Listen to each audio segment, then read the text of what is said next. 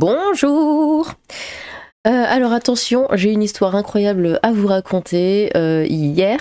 Juste hier, j'ai été témoin d'une fusillade, hein, comme je l'ai mis dans le titre, et ce n'est pas des blagues.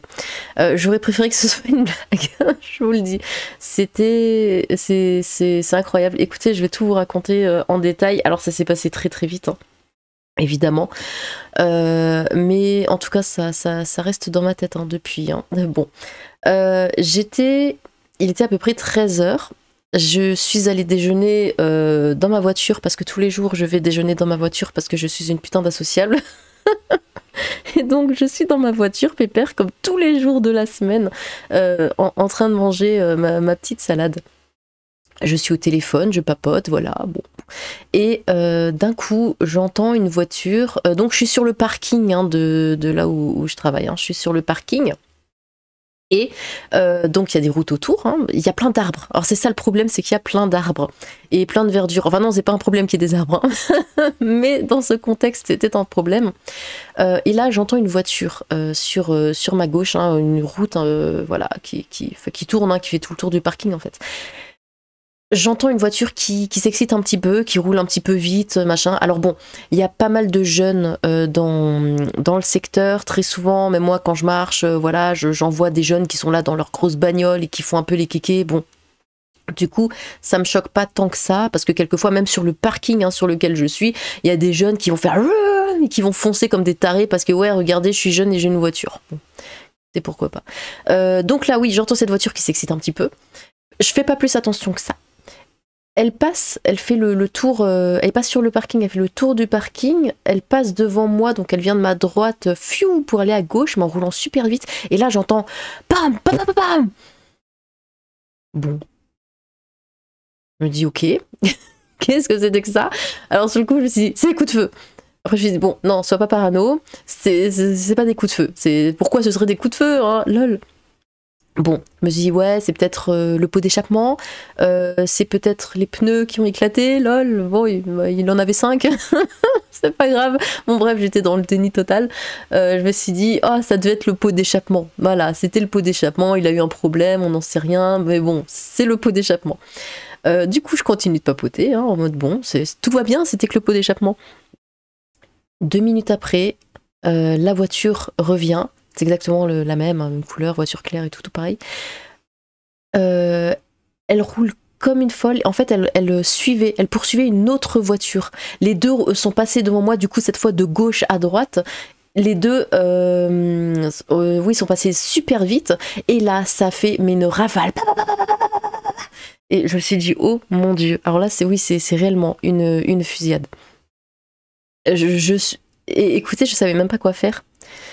Et je suis restée là, j'avais la personne au téléphone, la personne a tout entendu, elle me dit non, là ça tire, appelle la police. Et moi j'étais là, je fais oui, j'appelle la police. Écoutez, sur le coup, je me dis mais c'est pas possible, enfin ce genre de choses ça n'arrive que sur Twitter, ça n'arrive pas en vrai. Et c'est vrai que sur le coup, on est vraiment dépassé, on sait plus quoi faire. C'est facile quand on regarde une vidéo, ouais, il aurait fallu faire ceci, mais évidemment que t'appelles la police, mais enfin, en fait, sur le coup, les bruits d'une fusillade ne sont pas aussi forts que ce qu'on pense. Parce que c'était un feu d'artifice, c'est plus fort. Le son est plus fort. Et du coup, on hésite. On se dit, mais est-ce que c'est ça? Est-ce que mais non, ça peut pas être ça. Enfin, je vais pas appeler la police et les déranger. Là, la première fois que je l'ai entendu, j'ai pas appelé la police. Je me suis dit, non, c'est ceci, c'est cela. Je me suis dit, c'est impossible que ce soit quelqu'un qui tire à l'arme à feu. C'est pas possible. Et bon, la deuxième fois, là, c'était clair et net, parce que là, c'était des rafales, hein, je veux dire, le mec, il avait pas 14 pneus qui éclatent, enfin bon. Et du coup, voilà, j'ai raccroché, j'ai tout de suite appelé la police, j'ai tout de suite signalé, la personne, voilà, m'a posé... Alors, c'est ça, le problème des arbres, c'est qu'elle m'a posé plein de questions, m'a demandé, oui, quelle était la marque de la voiture, j'ai fait, j'en sais rien, elle est juste gris clair, je sais pas... J'ai pas vu plus que ça. Oui, de quelle arme s'agissait-il? Je sais pas, ça tirait des rafales, je sais pas ce que c'est. Est-ce que vous avez vu une arme sortir de la fenêtre, un bras avec une arme? Je sais pas, j'ai à peine vu la voiture parce qu'il y a plein d'arbres, j'ai juste vu entre les branches. Et c'est ça, ce qui était terrible, c'est que j'ai pas pu répondre réellement aux questions. J'ai fait ouais, j'ai juste vu un truc gris clair qui roulait après une autre voiture, ils roulaient comme des dingues et ils se sont tirés dessus. Voilà, bon. Et du coup, quand je suis... Alors évidemment, après avoir appelé la police, je suis tout de suite sortie de ma voiture, je suis tout de suite allée, parce qu'ils étaient encore dans le coin, je suis tout de suite allée dans le bâtiment le plus proche. Et quand je suis retournée du coup au travail, c'était juste à côté, hein, là j'ai un collègue qui m'a dit, parce que je lui en ai parlé, il y avait des gens, ils étaient encore tout normaux, ils étaient là, ils faisaient leur vie comme si c'était rien passé juste aux alentours. Je me disais mais c'est moi qui suis folle. Et du coup ça m'a rassurée quand j'ai parlé avec ce collègue, il m'a fait ah ouais j'ai entendu les bruits, j'ai regardé par la fenêtre et là j'ai vu des gens courir et tout sur le parking. J'ai fait ah bon bah c'est bien arrivé du coup. Même si j'avais aussi la personne au téléphone qui a tout entendu. Mais c'est vrai que y avait des gens, bah, il m'a dit, il y a des gens qui couraient, mais il y a des gens qui marchaient en mode tout normal, comme s'il se passait rien. Alors qu'il y avait des gens qui étaient en train de se tirer dessus juste à côté. C'est incroyable, c'est vraiment fou. Et j'y ai pensé après toute l'après-midi, hein, ça m'est pas sorti de la tête. Et c'est vrai que j'avais vachement besoin d'en parler. Hein. Quand je suis sortie du travail, j'ai appelé ma maman. J'ai vu des gens qui se tiraient dessus. Et elle était choquée, elle m'a fait mais quoi? Mais qu'est-ce que c'est que ce truc? Ah bravo le gouvernement. Bon après on est tous passés extrême droite. Hein. Ah vas-y, il faut faire venir encore plus de racailles, hein, saleté là. Enfin, bref. Mais parce que évidemment hein, c'était pas Jean-Pierre hein, qui tirait la rafale. Bon. Du coup, là ça va un petit peu mieux. J'y pense un peu moins, mais c'est vrai qu'hier, tout le reste de la journée, j'avais que ça en tête. Et ce qui est fou, c'est que personne n'en parle. Hein. Là, j'ai un peu cherché, là, les médias, et personne n'en parle. Donc imaginez le nombre de fusillades ou quoi qui peut se passer un peu partout en France, parce qu'on parle de certains, mais là, celle-là, personne n'en parle. Si j'avais pas été là, on n'aurait jamais été au courant. C'est quand même dingue. Et bon, bref...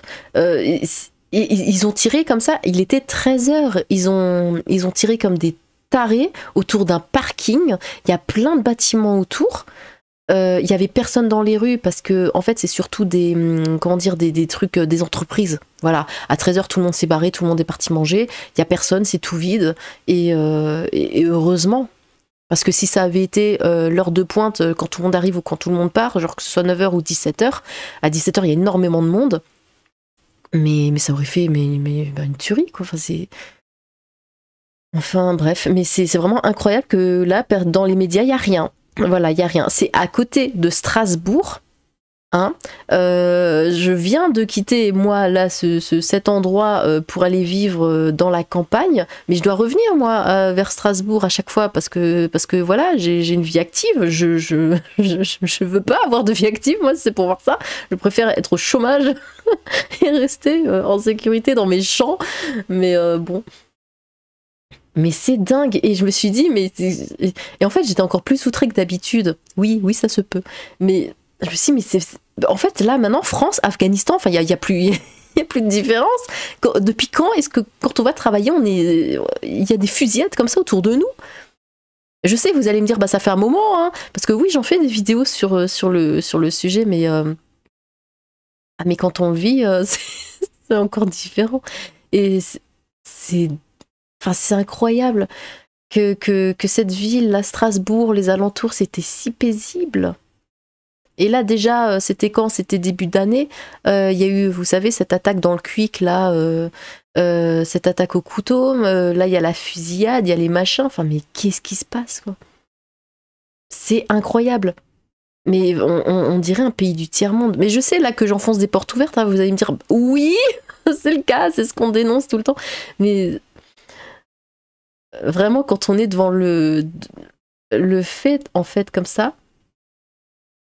on le réalise encore plus. On le réalise encore plus. C'est une chose de le voir sur les réseaux, de le voir dans les médias et de s'offusquer, genre oh là là, encore ça, bidule machin à l'autre bout de la France, oh putain, gna gna gna. Mais quand on l'a eu devant soi, c'est la sensation est 1000 fois plus forte. Et bon, bref.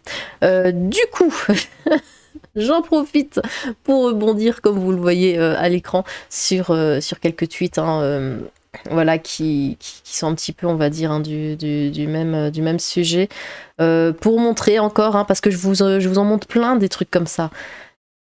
Mais je sais pas, c'est incroyable. Vraiment incroyable ce qu'est devenu la France. Donc hier à Aubervilliers, 2 personnes ont été blessées par l'explosion d'une grenade, hein, allons-y, de type M52, hein, lancée par un homme sur un T-Max. Ces 2 personnes se trouvaient dans la rue au moment où la grenade a été jetée, hein. La première victime, un homme de 40 ans, père d'un enfant, circulait à vélo pour aller faire du sport lorsqu'il a été gravement blessé au bras et a subi d'importantes plaies au visage. La deuxième victime, une femme de 51 ans, a été plus légèrement touchée au doigt. L'explosion a également causé des dégâts, endommagement notamment de 2 véhicules stationnés à proximité, ainsi que la façade à l'intérieur d'un restaurant. Selon une source policière à BFM TV, un des éclats traversants ont été retrouvés à 15 mètres de distance. À ce stade, il n'y a eu aucune interpellation. Et ça date du 24, c'était hier. Voilà, donc non, c'était avant-hier, vu que ça c'était dit hier. Donc avant-hier, il y a des grenades qui sont jetées dans la rue. Moi, hier, il y a une fusillade à côté du boulot. Et il n'y a pas d'interpellation. Je sais très bien que là, les personnes que j'ai vues hier, elles vont pas se faire attraper. Déjà parce que moi, je suis un gros boulet, parce que j'ai rien vu à cause des arbres. Mais parce que voilà, la police m'a dit ouais, on va envoyer quelqu'un, une patrouille, gna gna. Mais ils sont en voiture. Forcément qu'ils sont plus là, parce que j'ai indiqué l'endroit. Mais ils sont plus là. Ils sont partis, ils sont en voiture. Enfin, le temps que la police arrive, il n'y a plus personne. Mais bon, bref. Ici, Paris, une femme de 82 ans agressée textuellement, hein, chez elle par un Algérien, hein, qui tente aussi de l'agnoler. 2 voisins interviennent, l'un est poignardé. Voilà, tout va bien. Le migrant connu des services, toujours, comme d'habitude, est retrouvé aux urgences en train d'agresser une infirmière. Parce que pourquoi pas, hein.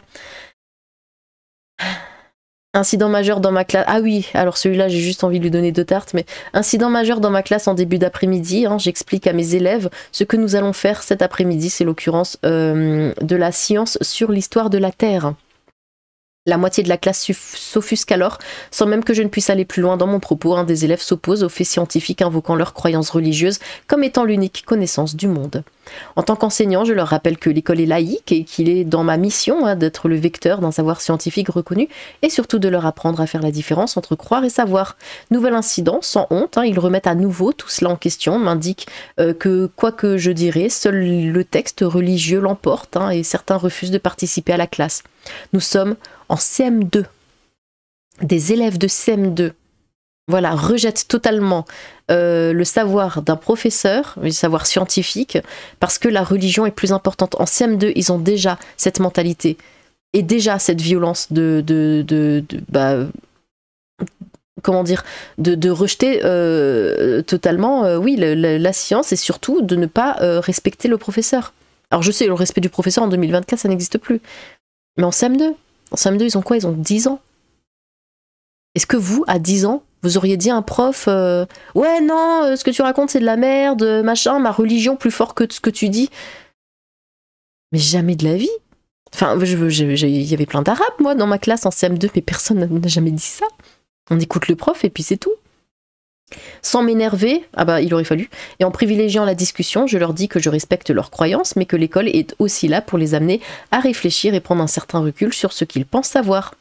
En 10 ans, c'est la première année où en sciences, je me retrouve devant une classe aussi hermétique sur les sciences, comparée à leur religion personnelle. Ça me choque vraiment, ils ne sont qu'en CM2. Je ne sais pas comment on a pu en arriver là. Ah bon ? Moi j'ai ma petite idée, hein, mais je vais en parler à ma directrice et mon IEN. Une discussion avec les parents s'impose. Je pense, les parents sont pires. S'ils ont élevé des gamins comme ça, ils sont pires. Je pense pour rappeler les fondements de l'école laïque. Tu vas juste te faire égorger, mais à part ça, je reste volontairement évasif, hein, sur ce que j'ai pu entendre pendant ces 20 minutes de débat afin de ne stigmatiser personne, blablabla. Je suis un gauchiste. Bon. Écoutez, mais on part là-dessus, hein. Voilà, déjà à 10 ans, ça rejette totalement la science, ça met au premier plan la religion. Je veux dire que ce soit des adultes, ok, bon, c'est leur choix, mais à 10 ans, ça met déjà au premier plan la religion. Et ça rejette ce que dit un professeur. Aussi con que soit-il, mais bon, soit. Marguerite Stern, alors ça j'avais vu, je voulais faire déjà une vidéo là-dessus, mais du coup là ça tombe à pic. Il se trouve que quand je parle d'immigration, hein, je sais très bien de quoi je parle, je connais très bien le sujet, beaucoup mieux que la plupart des élus de gauche hein, qui nous font des tartines sur le vivre ensemble hein, depuis leur tour doré. J'ai vécu 4 mois dans la jungle de Calais où je donnais des cours de français dans une école construite par des Soudanais. J'ai travaillé pendant 2 ans à Marseille dans une association hein, qui accueillait des mineurs isolés étrangers hein, dans le cadre d'une MECS, ainsi que des demandeurs d'asile en CADA, j'imagine. J'ai travaillé dans les quartiers nord de Marseille et vécu dans des endroits comme le quartier de Château-Rouge à Paris, où il y a une forte présence de populations issues de l'immigration africaine et d'Asie de l'Ouest.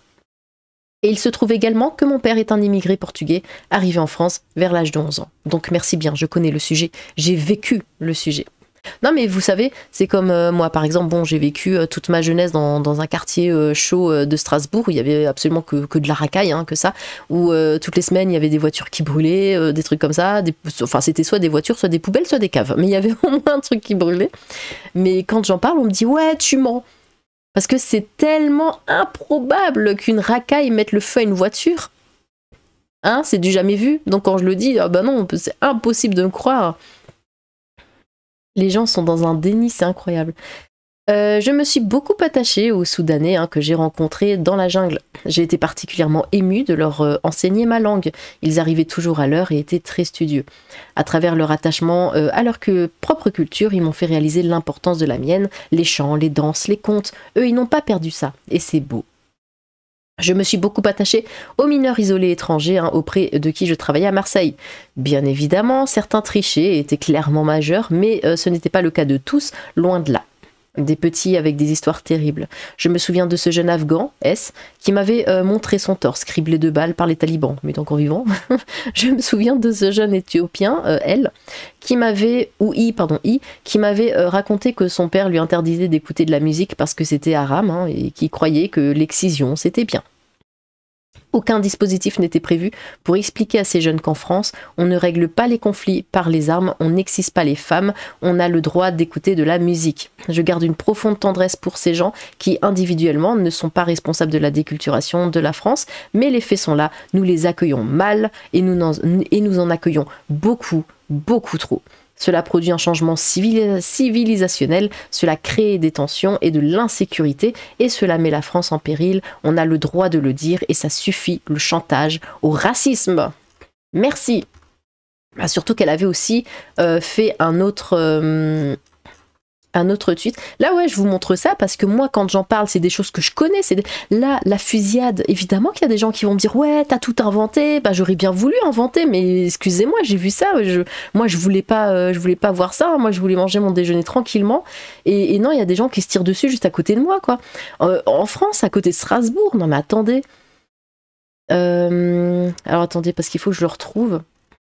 Du coup, et ça c'est insupportable quand l'aspect culturel, le fait que c'est compliqué. Ah, est-ce que c'était ça? Oui, c'est ça. Parce que voilà, elle raconte plein de choses. Évidemment, il y a des gens qui disent qu'elle ment. J'ai vu ça dans les commentaires. Et moi aussi, quand je raconte des choses, on me dit ouais, mensonge, gna gna, comme si c'était improbable qu'une racaille puisse faire des conneries. On voit ça H24, tout le temps, partout. Mais dès qu'on raconte une anecdote, ouais, t'es de droite donc c'est faux. D'accord, ok, pourquoi pas. Ce qui mérite profondément dans l'immigration de masse extra-européenne, c'est l'aspect culturel. Le fait que c'est compliqué de cohabiter et surtout, quand on raconte une anecdote, on nous traite de racistes. Constamment, on nous dit ouais, c'est faux, t'es raciste. Ok. Le fait que c'est compliqué de cohabiter quotidiennement avec des gens qui n'ont absolument pas le même mode de vie que nous, que vous, et qui vous l'imposent bruyamment. Quand j'habitais à Lorient, juste en bas de ma fenêtre, j'étais au 2e étage, il y avait une épicerie et sur le trottoir tous les soirs, ils ne parlaient pas, ils hurlaient. Au début, je suis naïvement et poliment descendue leur demander de faire moins de bruit, ils m'ont traité de raciste. Voilà, ça c'est la base. Et maintenant, si t'es raciste, d'après eux, tu te fais tuer. Voilà, on te plante. Quand j'habitais à Marseille, dans le quartier du Panier, d'ailleurs ça m'était arrivé dans ce quartier à la con là dans lequel j'habitais quand j'étais petite, tous les soirs, enfin en tout cas tous les week-ends, tous les vendredis soirs et samedis soirs, non, c'était même la semaine, parce que j'avais râlé, parce que j'avais école le lendemain. Oui, école, j'avais même pas collège, j'avais école. J'étais en primaire, et le soir il y avait une bande de jeunes qui se mettaient juste sous ma fenêtre. Bon, j'habitais au premier, mais voilà, ils étaient en bas de ma fenêtre et ça hurlait comme des fous, mais à 23h. Et moi, bah, je me levais le lendemain, quoi. Et du coup, un jour, j'ai pris... j'avais quoi? J'avais 10 ans, 9-10 ans. J'ai pris mon courage comme ça à deux mains, j'ai ouvert la fenêtre, j'ai entrouvert le volet et j'ai fait « Wow !» Et j'ai fermé tout doucement, je voulais pas qu'ils sachent que ça venait de moi. Et alors il y a eu quelques secondes de silence, je pense qu'ils ont été un peu surpris, puis après bon, ils ont repris leur bordel. Écoutez. Quand j'habitais à Marseille dans le quartier du Panier, hein, ils me harcelaient en permanence dans la rue. Au début, j'ai essayé de leur expliquer calmement qu'il ne fallait pas faire ça. Ils n'ont pas compris, j'ai fini par leur taper des scandales, ils ont tiré une balle de 9 mm dans la fenêtre de ma cuisine. Alors évidemment, là on dit que c'est un mensonge, sauf qu'elle a posté le lien d'un média qui en avait fait un article avec la photo de la balle, enfin du trou dans la fenêtre, enfin bon. Mais ça aussi, hein, je l'avais là où j'habitais avant. Il y avait un café, je crois que j'en avais déjà parlé, un café dans lequel il y avait que des musulmans, hein, et à chaque fois que je passais devant, parce que j'avais pas le choix que de passer devant, pour le matin, le soir, machin, tout ça, pour prendre le bus. C'est pour ça que j'étais très heureuse d'avoir une voiture par la suite. Et ils sortaient à chaque fois de leur café dès que je passais devant, et ils me suivaient, ils me parlaient, ils me demandaient si j'étais mariée, et plein de choses. Et à chaque fois, et ça m'est même déjà arrivé de faire des détours, hein, pour ne pas passer par là, ou alors juste de traverser la route, enfin traverser la rue, et de marcher de l'autre côté de la route, alors que c'était juste un parking, voilà, et de pas marcher sur le trottoir en fait, pour les éviter. Parce qu'ils sont insupportables, et j'ai dû les insulter à la fin. À la fin, c'était devenu insupportable. Le mec, encore une fois, toujours le même. Enfin, non, ils étaient plusieurs, mais il y en avait un qui revenait plusieurs fois, qui m'a demandé, ouais, machin, non mais attendez, on peut boire un verre, non mais attendez, j'ai une question à vous poser. Et là, j'ai fait, mais va te faire foutre. Et je lui ai dit ça. Et là, il m'a regardé, il a fait, ah d'accord. Et après, ça s'est calmé. Mais ça a duré des mois. Jusqu'à ce que, voilà, vraiment, il vous pousse à les insulter. Après ça, j'ai déménagé dans le quartier de la Belle de Mai, hein, tous les dimanches depuis la fenêtre. J'assistais au défilé de gamines voilées, hein, que leurs parents accompagnaient à l'école coranique. Et ça aussi, j'en ai parlé que dans ma famille, j'en ai un qui s'est reconverti ou converti, j'en sais rien. Alors ça aussi, j'avais eu un... ça m'avait marqué tellement c'était con. Quand j'en avais parlé, j'avais dit ouais, il s'est reconverti, parce que je sais jamais comment on dit, converti ou reconverti. Donc j'avais un petit peu, j'ai dit il s'est reconverti, j'avais dit que ça comme ça. Alors elle fait ouais, vous voyez, elle dit reconverti, ça veut dire que ça cache quelque chose, gna gna gna. J'ai fait mais quoi? Non, c'est juste moi qui sais pas parler, c'est tout. Mais bon, bref. En tout cas, il s'est converti à l'islam. Il s'est marié avec une arabe qui vient de je sais pas quel pays. Et en effet, donc ils ont 3 filles. Et la femme force les filles à se voiler. Et la plus grande, qui a un peu plus de caractère vu qu'elle est la plus âgée, elle dit bah non, moi je me sens française, je ne veux pas être voilée. Et c'est vrai, c'est vrai. Mais on me dit ouais, t'inventes tout comme par hasard, t'as des musulmans dans ta famille qui se comportent comme ça. Bah oui, bah j'y peux rien, ils sont tous fous de toute façon. J'y peux rien moi. Mais non, c'est une histoire totalement vraie, mais parce que les gens sont dans le déni, ils veulent absolument pas le croire et ils me disent que je mens, alors que moi j'y peux rien. Bah j'aimerais bien ne pas avoir de musulmans dans ma famille déjà. Mais il y en a, mais après voilà, je m'en fiche. Mais c'est juste une anecdote comme ça. C'est tout. J'y peux rien, moi, si les gens se comportent n'importe comment, c'est pas ma faute. Par contre, c'est ma faute d'en parler, alors, du coup. Pour en revenir au bruit dans les transports en commun, je n'en peux plus des gens qui hurlent au téléphone, hein, et qui imposent à tout le reste du wagon le volume sonore élevé, hein, de leurs vidéos qu'ils regardent sans écouteurs, et c'est pas Sandrine et Chantal qui font ça, faut arrêter. Ouais, surtout qu'en plus, c'est toujours de la musique de merde qu'ils écoutent. Et oui, aussi, attendez, c'est quoi? C'est qu'ils hurlent au téléphone. Ouais. C'est soit la musique, du coup, à la con qu'ils mettent, soit ouais, les gens qui hurlent au téléphone. Avant, quand je prenais encore les transports. Oh, mais je suis tellement heureuse de plus prendre les transports.